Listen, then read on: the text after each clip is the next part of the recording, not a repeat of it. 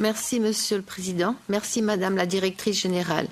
Il faut se réjouir que la réduction des dépendances et le retour à la souveraineté de l'Europe soient enfin des évidences.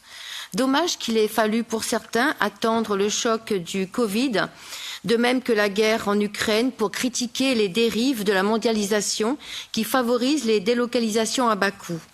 Cette proposition traduit cette prise de conscience, certes tardive, la nécessité de relocaliser la production, soutenir les industriels qui fabriquent en Europe et défendre une préférence européenne dans les achats publics et privés. En somme, s'attaquer aux effets et aux causes. Il faut maintenant rendre cela concret. Êtes-vous en mesure de qualifier les distorsions de concurrence environnementale et sociale entre l'UE et les pays tiers? Est-ce que la Commission assume enfin d'engager des mesures protectionnistes?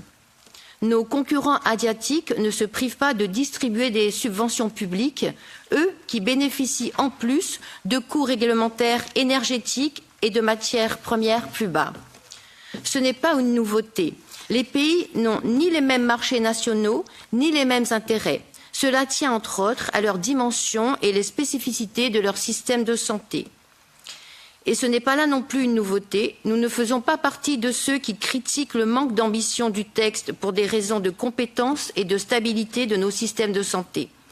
Comment naviguer entre les objectifs de ce règlement et la nécessité de préserver la responsabilité des États membres en matière de santé? Merci.